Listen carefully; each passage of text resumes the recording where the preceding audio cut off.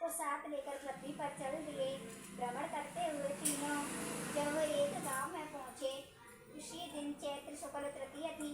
गांव के लोगों को जब शंकर जी की सूचना मिली तो दोनों स्त्रियां उनके पूजनार्थ नाना प्रकार के रुचिकर भोजन बनाने में लग गई।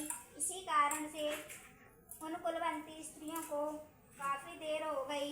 दूसरी ओर निर्धन स्त्रियां अक्षत जल लेकर शिव पार्वती की पूजा की। अपार श्रद्धा भक्ति में निमग्न उन स्त्रियों को पार्वती ने पहचाना तथा उनकी भक्ति रूपी वस्तुओं को स्वीकार कर उन सबके ऊपर सुहाग रूपी हरिद्र का हल्दी छिड़क दिया।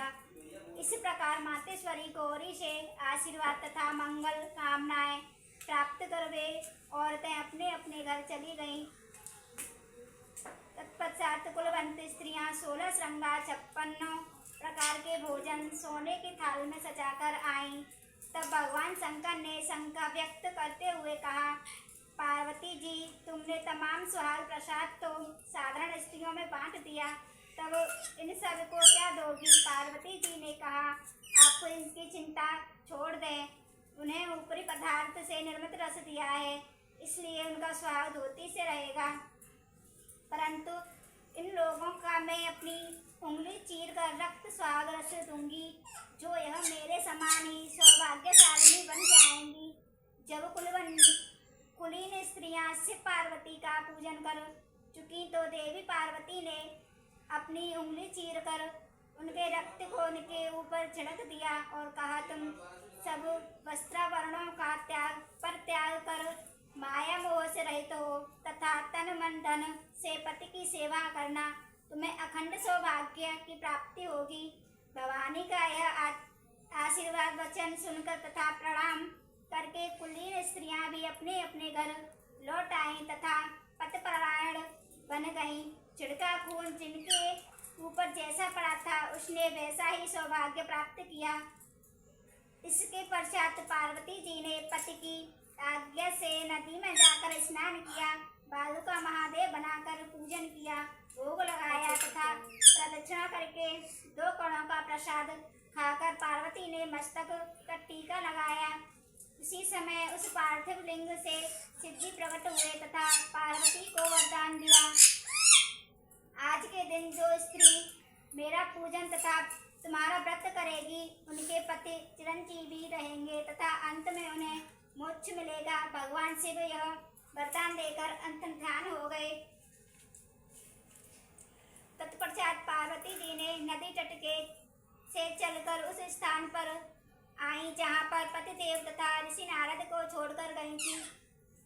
अतएव शिव ने विलंब का कारण पूछा तो इस पर पार्वती ने उत्तर दिया, मेरे भाई बाबज नदी के किनारे मिल गए थे।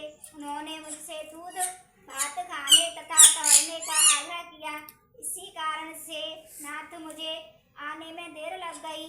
ऐसा सुनकर अंतर्यामी भगवान शंकर स्वयं दूध भात खाने के लिए चल दिए। पार्वती जी ने जब समझा कि ढोल का पोल खुल जाएगा तो अधीर होकर पति से प्रार्थना करने लगी। शंकर के पीछे पीछे चलती पार्वती ने जब नदी की ओर अवलोक किया कि एक सुंदर माया का महल दिखाई दिया, जिसमें शिवजी के साले तथा सहरज विद्यमान थे।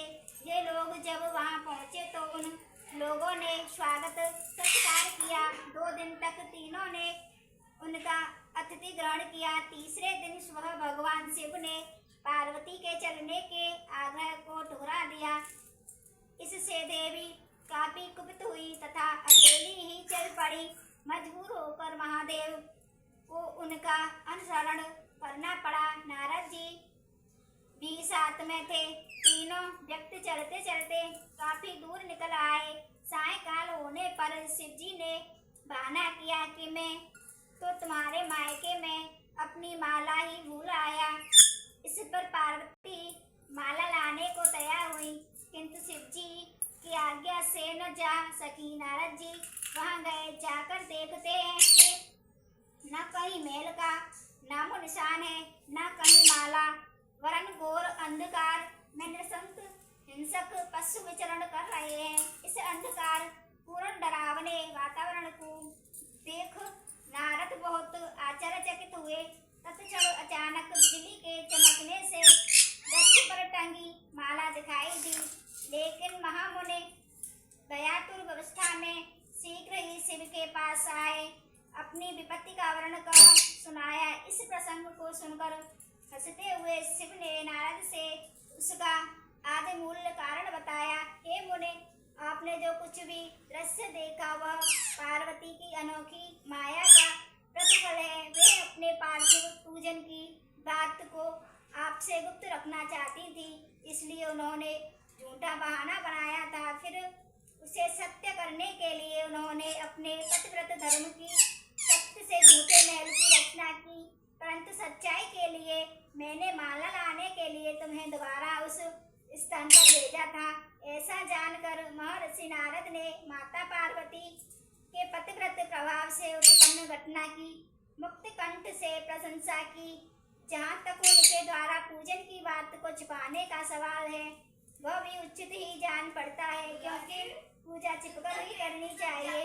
मेरा यह आशीर्वाद वचन है कि जो स्त्रियां इस दिन को गुप्त रूप से पति का पूजन कार्य संपन्न करेंगी, उनकी समस्त मनोकामनाओं की पूर्ति होगी तथा उनके पति भी चिरंजीवी होंगे। क्योंकि पार्वती जी ने इस व्रत को छिपाकर किया था, उसी परंपरा के अनुसार आज भी पूजन के अवसर पर पुरुष उपस्थित नहीं रहते।